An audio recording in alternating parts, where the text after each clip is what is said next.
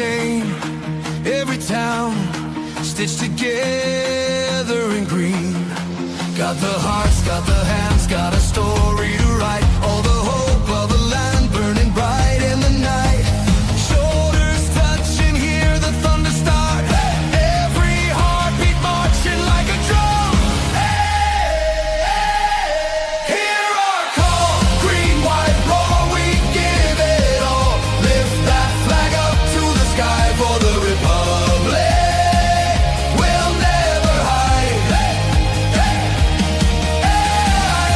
Side by side, one small island, giant pride.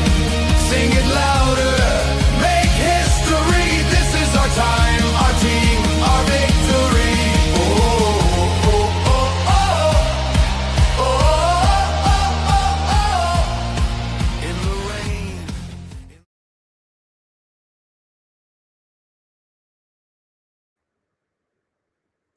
I actually must get that intro last bit sorted out. But good evening and welcome to Ireland Till We Die. Yes, your new home of everything Irish soccer, from League of Ireland to teams in Europe, and of course the national team, as the Republic of Ireland look to take on to qualify for the first World Cup since 2002, when Philip was in his wee shorts, running around fields, couldn't care less, and I wasn't even thought of yet. If you 2002. believe that. Yeah, If you believe that, you believe you anything. chance, do you? Yeah, you've aged quite badly, actually, if I have to say. Yeah, You were only born in 2002. Philip, how are you, bud? I know it's been a while since we've done these. This is the second episode of the Ireland Till We Die podcast. There will be a watch along next week. Me and Philip will be bringing you a game from the League of Ireland Premier League. I don't know what we're doing next week, but we will bring you one. And then there will be a podcast during the week as we look back at the games just gone, and we're going to look ahead to the next fixtures and talk all things Irish soccer. But Philip, how are you, bud? Yeah, I'm good. Yeah. Looking forward to the weekend. I'm home alone this weekend, so I've got complete run on the TV. I can watch what I want. It's great. Yeah. Look, a lot of news this week. We've got the incident that happened last week with the Flares. Drogheda United now being fined. We've got Ireland's League of Nations draw as well. We've got a few conversations to get through that happened over the last week or so. So do you want to start with Drogheda first, and we can work away from there? I mean, Philip, I saw the scenes last week when it happened, and it looked quite...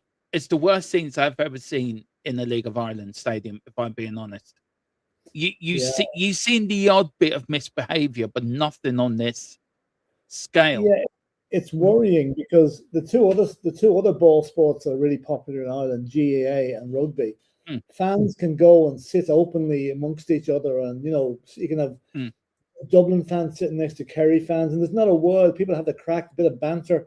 That does not happen in soccer matches, unfortunately. And what happened last weekend in Drogheda.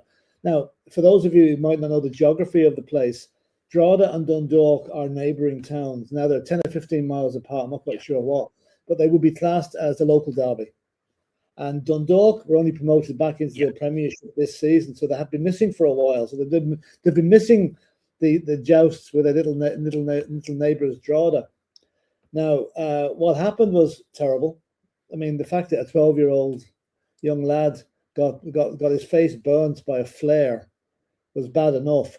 But they reckon there could be 70 to 80,000 pounds worth of damage done to the plastic pitch by the flares that were being thrown. Now, what annoys me is this: like, Dermot, you and me have experienced this. When we go to Tottenham, we're kind of frisked on the way in, and everything goes through a metal detector. So what I'm asking is, I know they haven't got the same facilities at Dundalk, but how did those fans get in with so many flares? You can understand the odd one getting through, but there must have been 70 or 80 of them. Yeah. And that's the bit that is worrying, and hopefully it's not going to become a trend. Because let's face it, the League of Ireland is full of local derbies. Like tonight, for example, this weekend, we've got Bohemians and Shamrock Rovers. Which the two teams don't like each other either. So let's hope it's not the start of a very worrying trend. Yeah, I mean, it's funny, isn't it? You look at the league side, and there's little bits of trouble here and there, and you'll always will find trouble in soccer or /football, as it's known other places, but soccer here in Ireland. We look at the national side, we've got the best fans in the world. Don't cause one bit of problem. Don't cause one little bit of issues. I think the FAI need to get on this straight away. And look, I'm sorry. This is of their own making, though. You can't blame the clubs for this.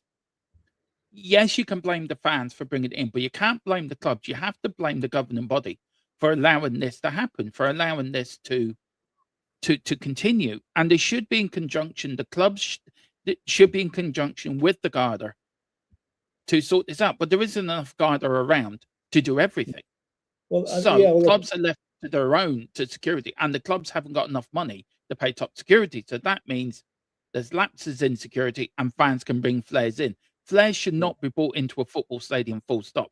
A, because of fire. B, because of injury. And whatever else it could happen. If they chuck the flare onto the pitch and it hits the player on the head, where are you then? I take the point, Dermot, but I do feel the clubs have a certain level of responsibility. I know they can't provide a full Garda security because, as you say, there's not enough Gardas to go around. But they do have a duty of care to their fans, not to let. Oh no, they do. There should be stricter security as people are going into the ground. Let's face it, like, we're not talking crowds of 50 or 60,000 here. We're talking 2,000 to 3,000 maximum in a lot of these games. So it wouldn't be that hard to police them. But you mentioned the Irish fans being the best in the world. They are. They absolutely are. But the fans that bring things into football matches, I reluctantly will not call them soccer fans. They're out for making trouble. Their anarchy would be their goal, not watching a match. And I think that they need to be. If there is closed circuit TV footage of the perpetrators of those throwing those flares last weekend, they should be dealt with by the police, by the guards. Probably won't be. Would you agree? Closed circuit TV inside the ground, you know? Yeah, I agree. But would you also agree that the stadiums in this country are not up to standard? Oh, absolutely. A lot of them are. Absolutely. A lot of them are from the 1950s or 60s or 70s or even early 80s, like 1850s would be more like some of them. The example, isn't that down to the example the example I'm most familiar with is Shelbourne. I've been in the Shelbourne ground a few times. Now, the Shelbourne ground, if you were using making a film of the 1950s football match, that would be what you'd use, right? And to give you another example, I don't know, we'll hark back to the old chestnut film that we keep talking about on the other channel, Michael Collins, right? There was a famous incident in 1920. Remember the date, 1920, at Croke Park, when the British Army went in and shot quite a few people at a football match, right? They used the Bray Wanderers ground to film that footage because it looked like it was from the 1920s. Now, would you get away with that at the moment? You wouldn't, no. No. So on that point of view, then, wouldn't you say that the FEI are at fault for not giving the clubs enough money or infrastructure to build, or should government step in and say, right, we're going to set aside, I don't know, 100 million or whatever, 200 million. We're going to give each club so much money to upgrade their stadiums, that they're all upgraded. Because when Euro 2028 comes here, we've only got one stadium that we can use, and that's the Aviva. Yeah. We can't use Shelbourne Stadium. Do you know what I mean? Especially with the Euros coming. Yeah, but like the thing about spending, the government giving 100 million for football grounds and whatever, I can see the outcry now, because as you know, we've got a very severe housing crisis here at the moment.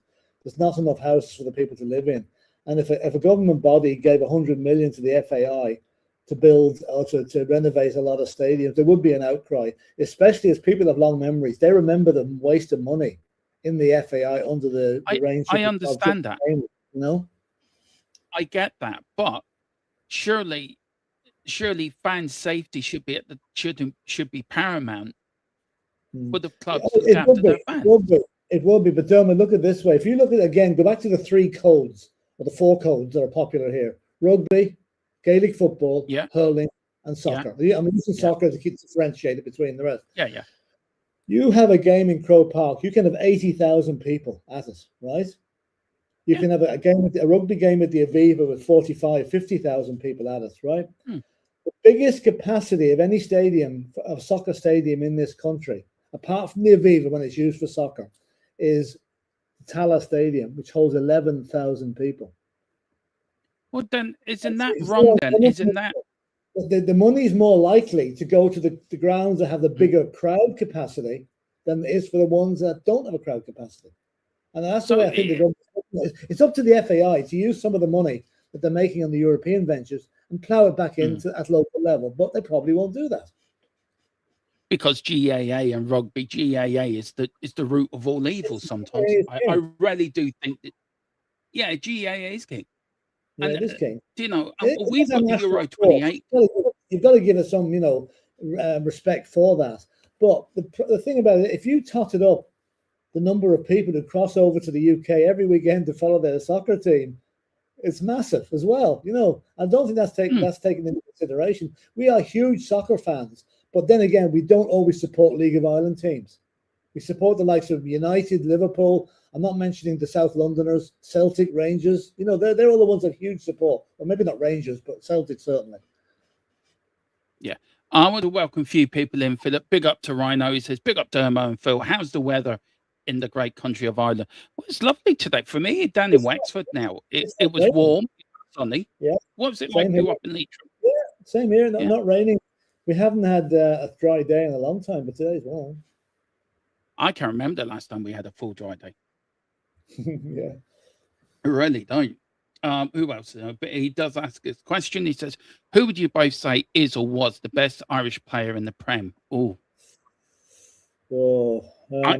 for me, I wouldn't say currently, but I would have to. There's two for me. Robbie Keane and Paul McGrath for me. Yeah, I would have to go Robbie Keane, yes, definitely, but I would also have to mention Roy Keane. Oh yeah, Roy Keane as well. Yeah, that's three then for me. Yeah. Paul McGrath shouldn't be missed, by the way, Philip. There's some other very, very great players that have played. I mean, Damien Duff, Packy Bonner. Although he didn't play my premiership, I know, but as a goalkeeper, and one player, like, I know he's not really that high profile then, but the service he's given to Irish soccer is unbelievable. Seamus Coleman. Yeah, that's true. Isn't he the longest service Irish player to play in the Premier League from Ireland? Yeah, he is. Yeah, he's 39 now. Yeah. 38, 39, yeah. Big up to Tequila. It says Enoch out. All right. Yeah, wrong channel. Wrong. Are we in a time warp here? And I think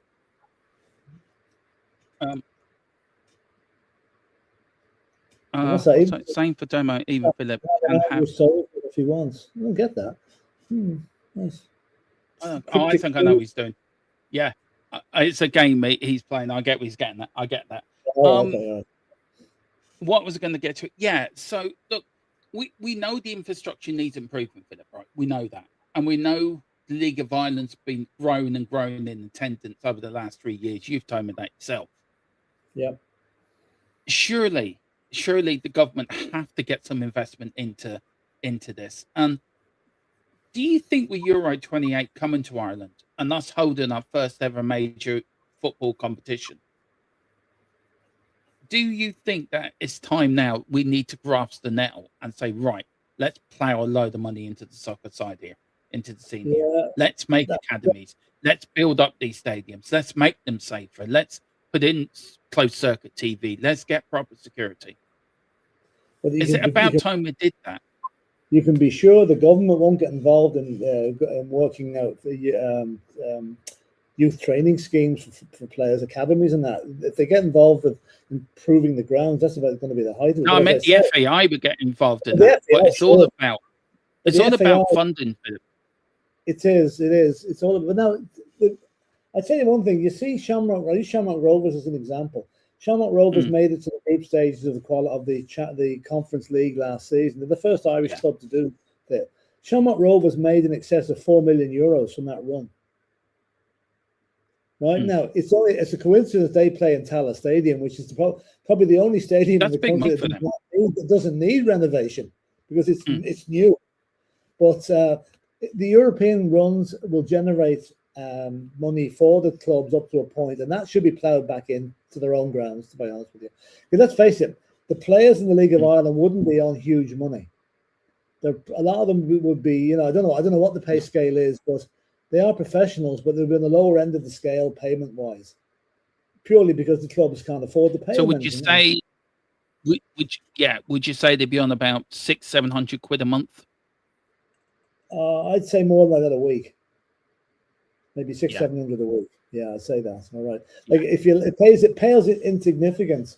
I saw somewhere that Bodo Glint, my team of the season in any league, right? Bodo Glint's total wage bill in a week is only 170,000.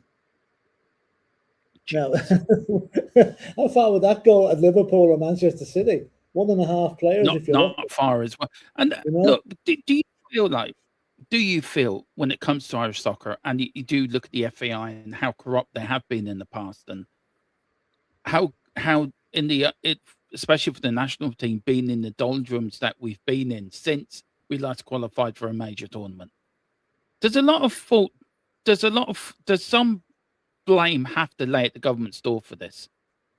They have to take some responsibility, because they're the ones, Philip, that give the money to the FAI. They fund the FAI, and forever, whatever happens, the government's saying, right, we're not giving you any more. But if you look at the RTE scandal that broke out last year, they're quite happy giving the RTE money, and they're wasting it left, right, and centre. But they won't give money to the FAI. Why? Because because what John Delaney did. John Delaney's gone, and he's gone, Philip. That's gone. We have to start investing. We cannot let GAA or rugby rule the roost and just say, and us coming up like Oliver Twist. Can we have some more? That's what we're like. Soccer's like that country. We're the Oliver Twist of the sporting world here in Ireland. You can't compare RTE and the League of Ireland. RTE is a public service. I meant the FAI, Philip. That's why I was comparing the two. You can't compare RTE because it's a necessity, really. People need to have radio, they need to have TV coverage. The government will argue not everybody needs to have a soccer team to support. So that's why RTE will always get money before. As you rightly say, they waste a lot of it. But they are accountable. They're brought in front of the Public Accounts Committee every so often to explain their spending, as were the FAI recently. So, they're all accountable to the government for the money they do spend, because the government do give some money to the FAI. Definitely, they give this, I'm sure, multiples of millions, but they're accountable for that money. Are they spending it right? Probably not. We know what they spent it on in the past. John Delaney's birthday party. If anyone's not familiar with what happened there, John Delaney was 50, and he decided to have a big birthday party at the FAI's expense with a James Bond 007 theme. Yeah, but how long was that ago, Philip? It doesn't matter. It might have been long ago, Dermot, but people have long memories. And that's... Yeah, but why do we have... I get that, but why do we have to live under his shadow? There should be somewhere we're going to have to leave the past where it is, in the past. You'll always have a situation where there is a mismanagement of funds. It takes an awful lot longer for that stain, that smell to go away, and that's what's happened with John Delaney, unfortunately. So, when I hear about finance in the FAI, I immediately think of John Delaney. It's just the way it was so bad at the time that it's still there. Okay, it will get as management improves and it gets more credible. And it will dilute. But at the moment, people still regard John Delaney and the FAI in the same sentence. Yeah. So does the FAI need restructuring then? Does it need terror? Because if you look at the League of Ireland clubs, there was talk a year ago or so about them splitting from the FAI and starting up on their own, but they haven't got the backing to do that anyway. No, but the league, I think the FAI are letting down League of Ireland clubs by not making sure they do invest in their stadium, because especially with Euro 28 coming up, it's such a big thing for us here to host a major tournament. We've never hosted a major soccer tournament before, and I just feel we've got such an opportunity to really build on that and build on it for the future. and build between now and Euro 28. Build the stadiums up, build the national team up, build the League of Ireland up, make them more competitive. And the more we do well in Europe, the more money is going to come into the game. But the more popular this product's going to be open for investment, and we need investment. Yeah, but the problem is we can't compete with GAA. We can't compete with rugby because but the problem is we've got the European Championships coming, okay, but they're not going to be played at any of the League of Ireland grounds. So but you can't. What I'm making. Yeah, but they're going to be played at the two grounds that we do have, Aviva and Croke Park. Okay, so in other words, the FAI between now and then are more likely to put money into that end of things rather than into the grounds, because no one. The point I'm making. Yeah, the point I'm making, Philip. Why didn't we invest in these grounds? These grounds need investment. These grounds. You look what happened last week. It shouldn't happen, Philip. This should not happen. You could have the brand new. Dundalk spent a huge amount of money on their pitch, right? So they upgraded their pitch. What happened last Friday could have happened in any ground, good, new, old, or bad, because it's fans that caused that. It wasn't the clubs that caused it. It was their own. No, but the fans, the hooligan fans, right? So you can't. Yeah, but all the money in the world's not going to stop that unless you lock them in a cage at the ground or put up what Championship had back in the 80s. Or the Division 1 had. Do you remember the time we had the Hillsborough? We had to put up the metal cages to keep the fans in. Yeah. Thank God that's gone. That's the only way we'll quieten down some of these. You know yourself, Philip, back in the day, security wasn't shit hot. And this is the problem. The clubs can't afford security. There was no need for it in the League of Ireland because fans just went to a game, probably stood there was nobody within 5 feet of them. It's only in the last 3 or 4 years the League of Ireland, the FAI, the crowds have started to come back to the game. I mean, we're now in a situation where some matches are ticket only, and that never ever happened before, never did. So, but that's what I'm saying. The point I'm making is, as long as the crowds are going up, the league's getting more popular, and more people are going, you are going to need security there. You are going to need to make sure to make sure they don't bring in flares. As I said, what happens if a player gets hit in the head by a flare and he gets seriously injured? What are you going to do then? Well, that's true. I mean, it'll be insurance. Does it take something for that to happen, for the FAI and the League of Ireland to come together and say, right, we're going to put certain things into order here. Right, we need proper security. We need this, we need that. It took Hillsborough to knock English soccer out of the 1980s doldrums to all-seater stadiums and the facilities that we have today.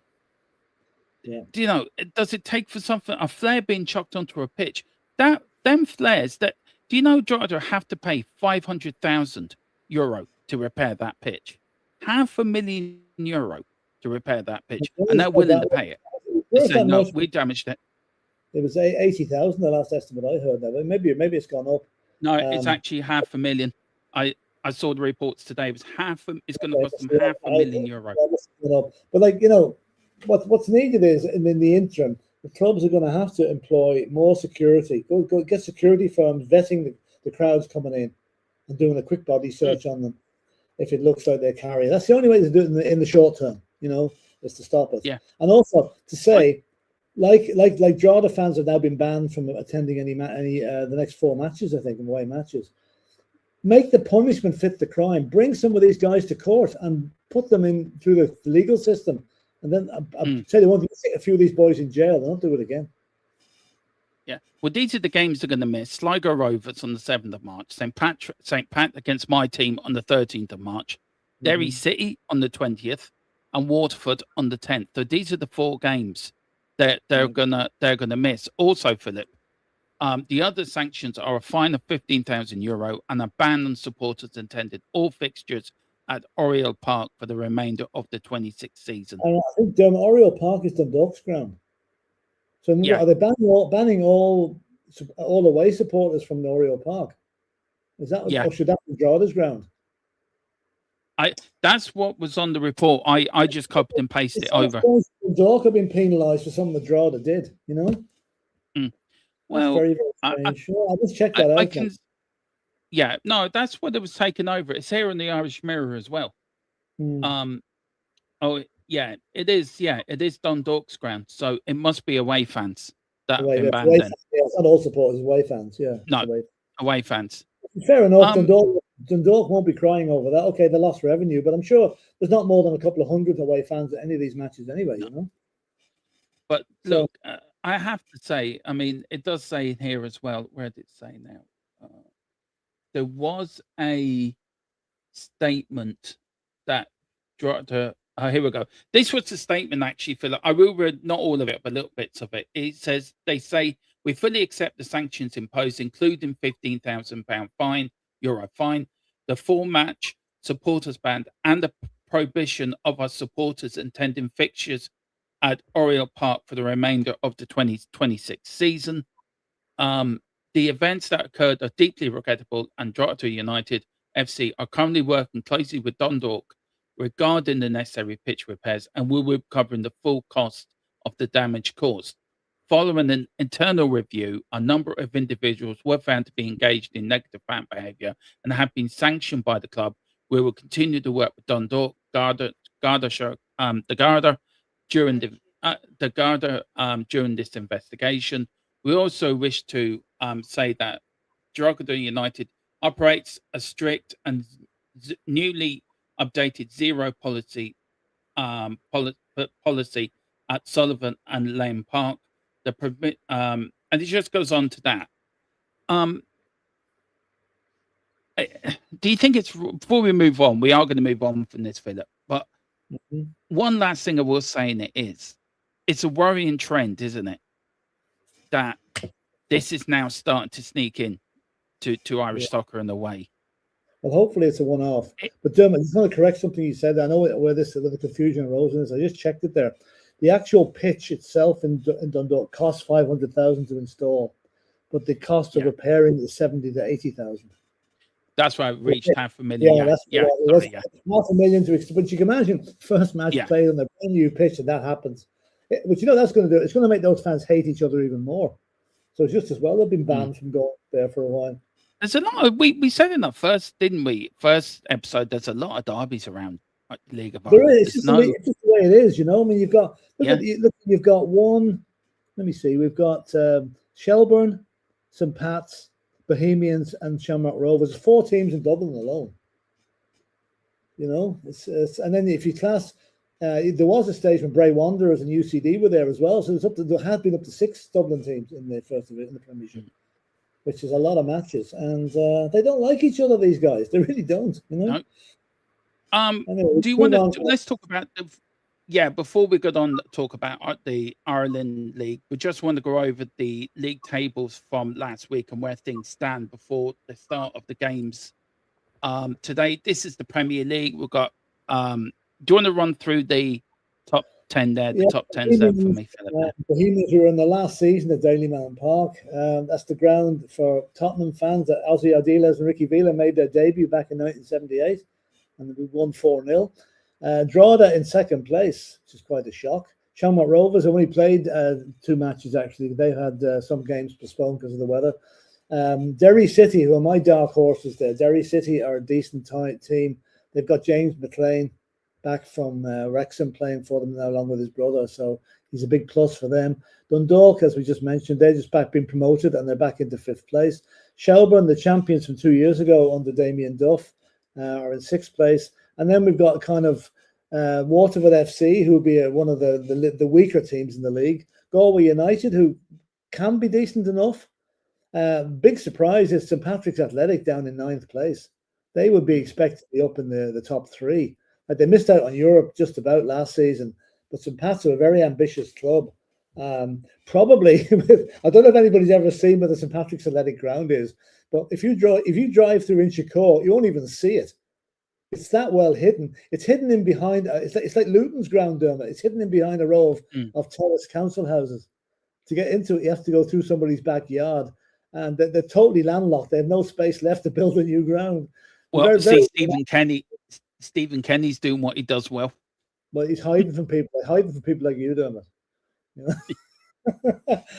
Definitely. First team, and in last position is Sligo Rovers, who are the nearest Premiership team to where I live, about 40 miles from them. And they have a beautiful, lovely little, tidy little ground in Sligo. It really is nice. And they're bottom of the league, but hopefully not for long. Do you know what? You can imagine St. Pat's and Tottenham getting relegated in the same season. Oh, don't talk to me.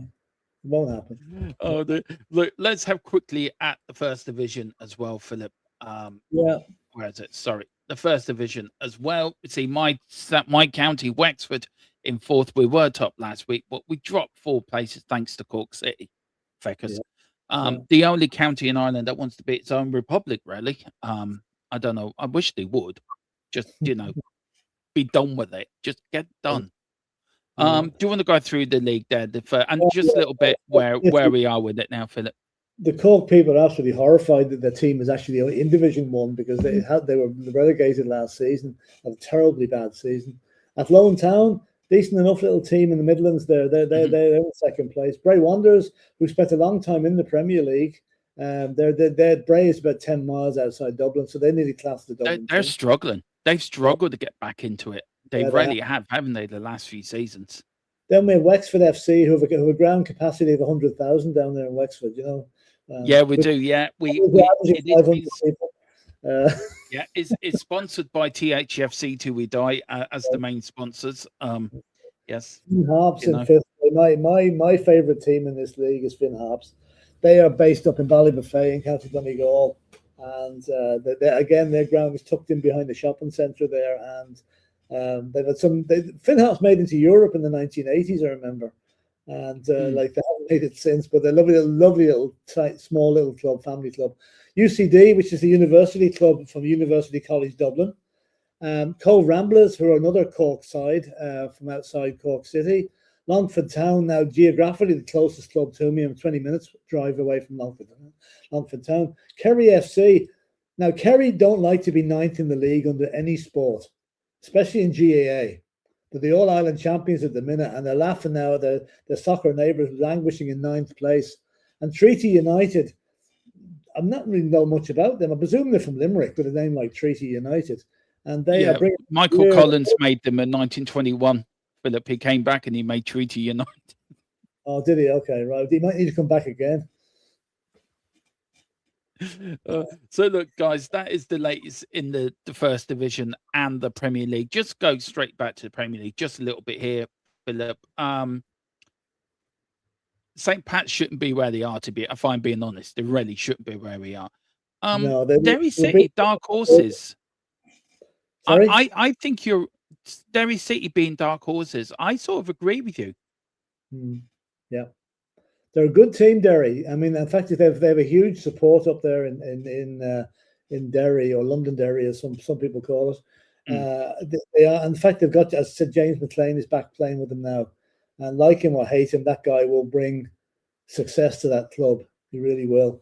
And they'd be my dark horses now. I still think Shamrock Rovers will win the league this season because financially they're way miles ahead of any other club from the money they made in Europe last season.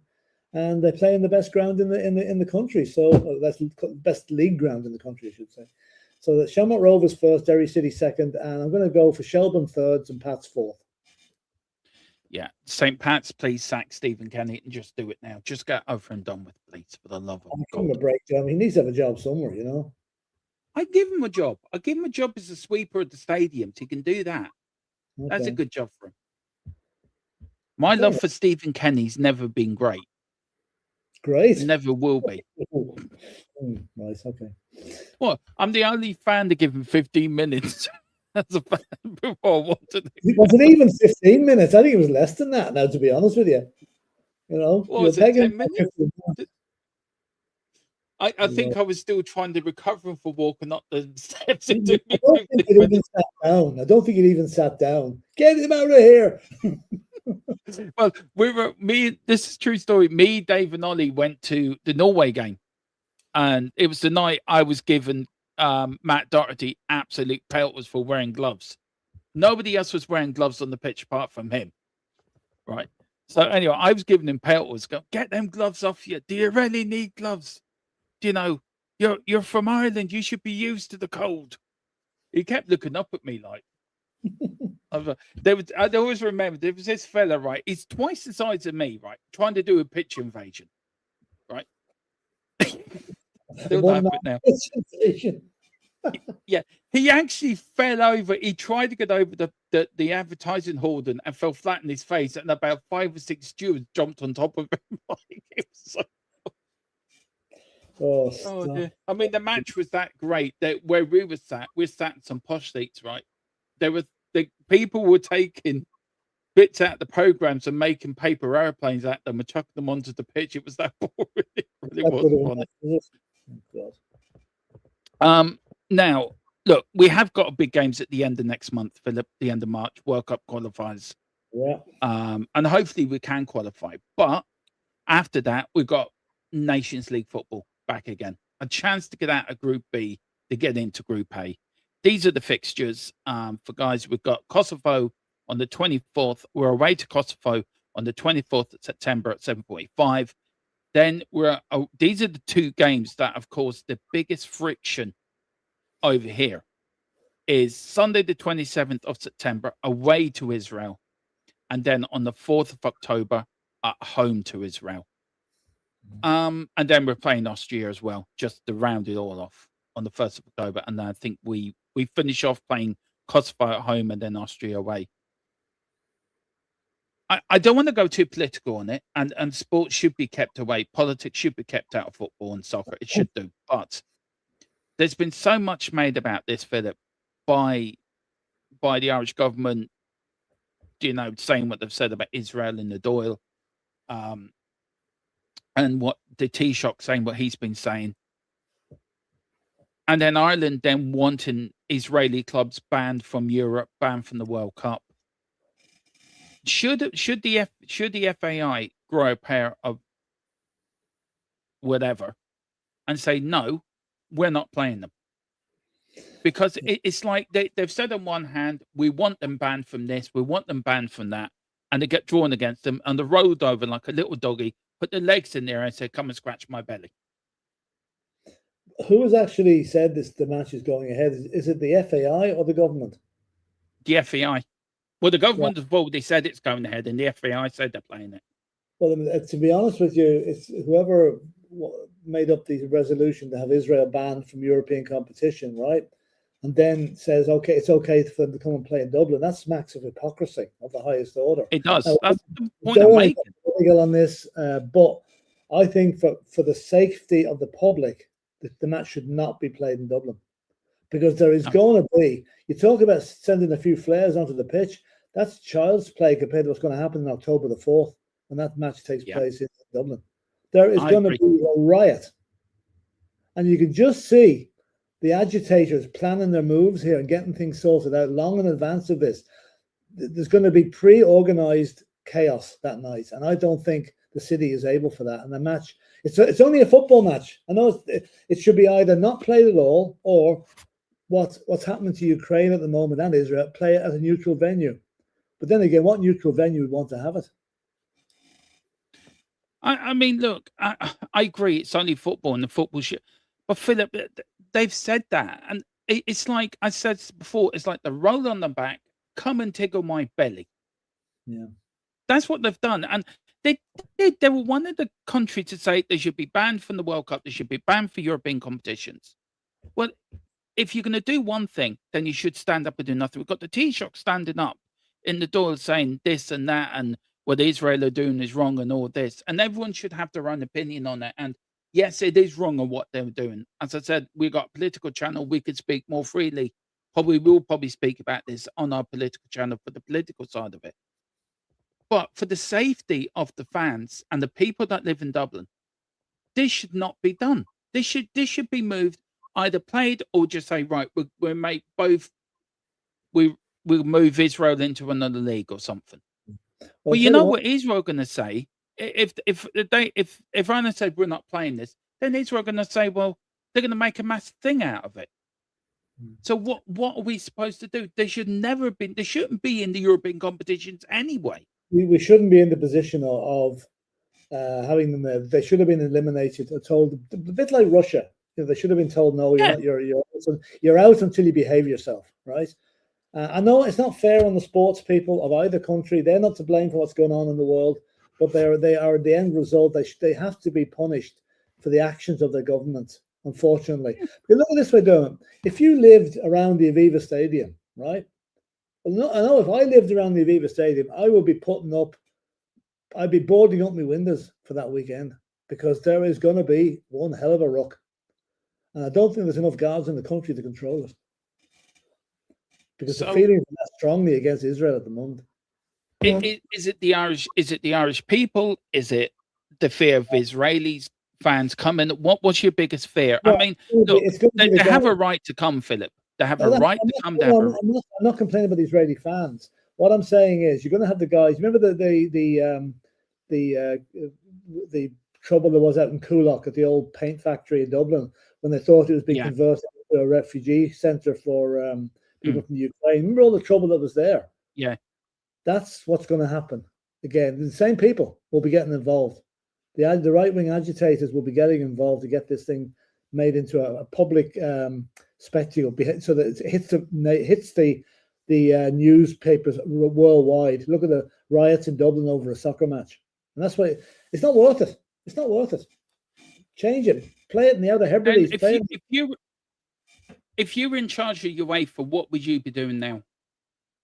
I'd be handing back the brown envelope and saying, "Well, sorry." No, then surely then, look, we had the problems then, didn't they, with Aston Villa and the fans, and that was proven to be more AI than it was anything else. I think somebody put out somewhere it was propaganda done by AI. There has been mentioned in the door. Look at all it cost to police that game on the strength of what we thought was going to happen, And then now you've got then on the other games, Kosovo, Austria, I think games Ireland can win, because I think we can get qualification to Group A. If we can get, a lot's going to depend on if we can get through the Czechia game, and then the second match against probably Sweden. Is it Sweden we're going to end up playing if we win that? If we get to the World Cup, that we won't fear any of these teams. Now, my worry is if we don't get to the World Cup, if we get beaten in one in the first qualifier or the second qualifier, then the mood is going to be pretty downbeat for these games, and I'd be concerned about Austria. I think we can beat Israel and Kosovo. What we've got to do is finish second, then we're going to a playoff to get promotion. So, I mean, second should be the group. Well, look, Philip, we're going to leave it there, bud.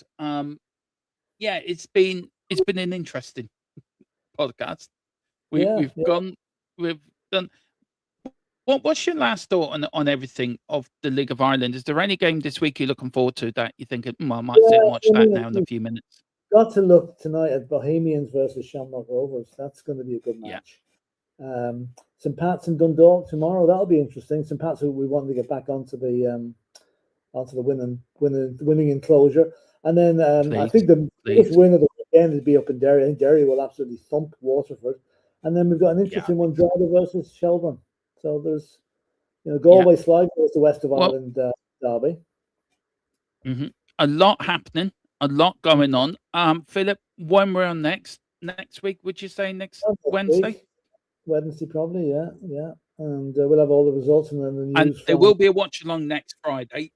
Yeah, I don't know what game we're going to do next Friday, but there will be a watch along. I mean, Philip will be keeping you across all the scores from all the games, and I will be doing the watch along to a game. Look, if anyone was offended by what we we might as well pick it now, Dermot, when we're online here. Friday night, let me see now. Oh, there's only one game stands out next weekend. Shelburne versus St. Pat's. Yeah, there you go. That's it. I get to watch 90 minutes again of Stephen Kenny looking like a mug sitting on the touchline like a okay, we'll make sure the cameras are at the other side so they don't actually show them, Dermot, okay? On the same side, sorry. The same side. Yeah. Look, if we on the Israeli thing, look, if we said anything that might offend anyone, it's not our intentions. We we just feel soccer should be played for soccer, but there's been so much made out of it, Philip. It is going to be political as well. It's going to be soccer. It's this one that has intertwined for There's whatever more reason. involved in this than there is football, unfortunately. That's the problem. Yeah, and unfortunately, and look, we just want people to play football, but there should be considerations for the safety of fans, safety of players as well into this, because it's going to be highly charged, isn't it? Really, it's going to be toxic. Yeah. Yeah. Well, look, as always, we will be covering that match. Of course, we will in every match going. But on that bombshell, we'll leave it there. Philip, where can people find you, bud? Apart from on here with me and our political channel. Do you want to tell people about our political channel, actually? Yeah, we have a political channel with, we do an occasional show, and we also have a special guest, Ronan McGreevy, who's a noted Irish Times journalist and historian who has a real insight into an awful lot of things that are going on around the world at the minute. So that's an occasional program. We do it once every couple of weeks, and if something big breaks, we just do it straight away. And that's another. You can find me on that, and occasionally on some of the Premiership channels, but not too often. Yeah. There is breaking news. Donald Trump has changed his hair to white to pink. And Bill Clinton is in having his deposition at the moment in front of the House Oversight Committee. That'll be interesting. Hillary Clinton wiped the floor. All I know is what he said all them years ago. What did you remember when he came out? I did not. Did not have, yeah, right, okay. Yeah. Yeah, that's it. Listen, guys, we will be back next Friday with episode 3 of this podcast. We've got a watch on next Friday, podcast during the week for episode 3. There will be a political show out in the next few days. There's a lot to talk about, what's happening in the world, me and Philip, and then hopefully we get Ronan to come on as well to give his. So we were hoping Ronan to join us next week or during the week, because he is a big Irish soccer fan as well. He's a season ticket holder, so the chances are he'll be at that match. He might give us a little match day vlog for us. You never know. Give us a wave, yeah. But anyway, guys, we'll see you later. And back tomorrow on THFC 2 with Dice. So join us then. Whatever you do, have a lovely and come on, you boys in green.